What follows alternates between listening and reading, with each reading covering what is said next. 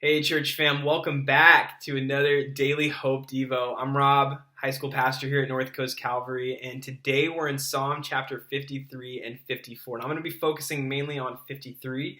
This was a psalm written by King David, and it speaks of the sad condition of a person who continually chooses to reject God. And he writes this in verse 1. He says, "The fool says in his heart, there is no God. They're corrupt, their ways are vile, and there is no one who does good." The fool says in his heart, there's no God. When I read this passage, I immediately think of Romans chapter 1, where Paul, he writes about how at the end of our days, when we are before the Almighty Creator, no one's going to have an excuse because the invisible God has made himself known undeniably through visible creation. You guys ever notice how people have differing opinions of things? Not talking about the big stuff, politics, religion, but like the small stuff, like sushi. One person can be like obsessed with sushi while, someone else might say, oh, it's gross. Like, not really my thing. Like, just the taste, the texture, just weirds me out. Country music. I have a ton of friends who are gung-ho country fans. Like, they'll go to Stagecoach every year. They love it, while other people might say, I'm just not the biggest fan. Art. It's amazing how two people can look at the same exact painting and one person can be totally enamored by it, while the other person can just say nah, don't really like it. Not really a fan. I grew up in Southern California, started surfing at a young age, seen thousands of sunsets, but I have never once heard anyone looking at a sunset over the water, and say to themselves, that is the ugliest thing I've ever seen. No one says it because that is a visible attribute of the invisible God, and God's beautiful. That's why David, as he's surveying the land, he's looking at human behavior, he's just kind of taking inventory of things. He concludes that he's like the fool. Who says there's no God? The fool. Because God has made himself plainly evident.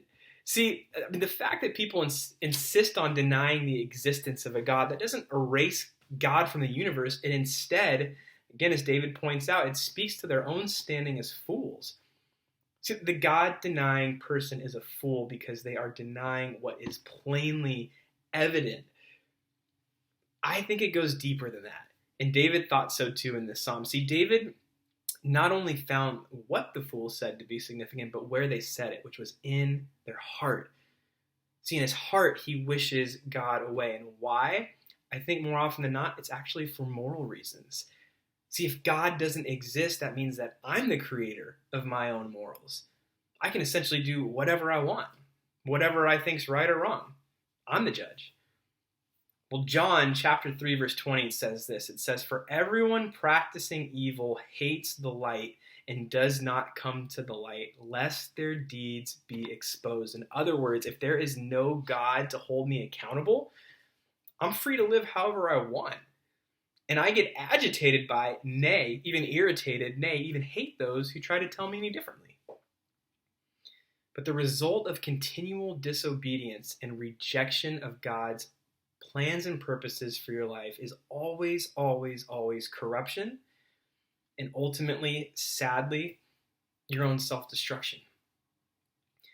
And when we look at things through that lens, we quickly begin to understand God's loving and caring heart to rescue humanity, whose natural bend is to take the path of least resistance, to be selfish. See, if we're honest, most people don't really want God in their lives, especially in today's, consumeristic, what can please me the most culture.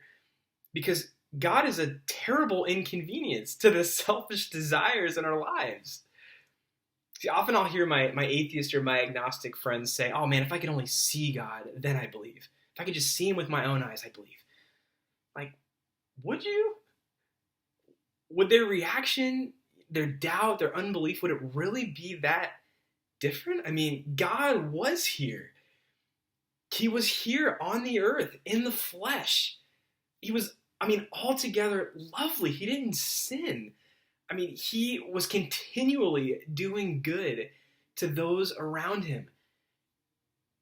And yet, We hung him to a tree. They mocked him. They spat on him. They did away with him. And I believe that men would do the same today, and probably worse. So my challenge for you watching this today is think about the people in your life who don't know God. Not the people who don't, know about him, but the people who don't personally have a relationship with God through faith in Jesus Christ. And if you don't know anyone, maybe you got to hop out at the holy huddle for just a little bit. But for the people who do not know God personally, ask yourself, number one, how can I be praying for them today? And ask God how to pray for them. Ask God to give you his perspective on their lives. That'll change things up. Ask him to help you better understand his heart to give them life and to keep them from corruption and from their own self-destruction. Because here's the thing, apart from God, there is no good thing. It simply does not exist, and you are foolish to think otherwise. If I want the people who I care about who don't know Jesus to know Jesus, gotta love them like Jesus. God bless you guys. Hope to see you soon. And have a great rest of your day.